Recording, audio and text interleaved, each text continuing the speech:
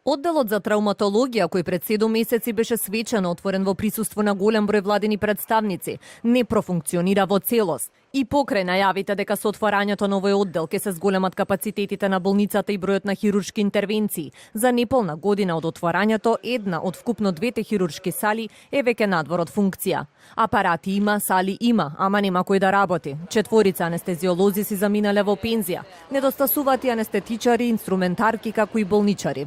На одделението за травматологија секојдневно се работи во една од постојните сали, а во втората се работи повремено, причина немање доволно кадар, анестезиолози, анестетичари, инструментарки како и болничари. Во моментов на одделението за травматологија не се лекува ниту еден пациент, од иста причина немање доволно медицински сестри и болничари.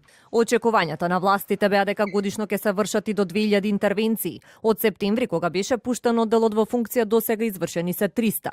Од вкупно 10 хируршки сали во градската болница, 2 се надвор од функција. Министерството за здравство пак тврди дека постојано го зајакнувале медицинскиот кадар преку нови директни вработувања. Но освен хроничниот недостаток од кадар, проблем е што и двата томографи во градската болница се расипани. Непосредно по автобуската несреќа кај ласкарци поради преоптовареност се расипа еден од двата томографи. Од минатата недела расипан и вториот томограф. Инаку дневно за снимање доаѓаат и по 50 пациенти во оваа здравствена установа. Директорот Христијан Костов за телевизија 24 вели дека веќе е почната тендерската процедура за набавка на потребните делови и уверува дека проблемот наскоро ќе биде решен. Од Фондот за здравство ќе исплатат аванс од 15 милиони денари на болницата за да може да се плати поправката на апаратите.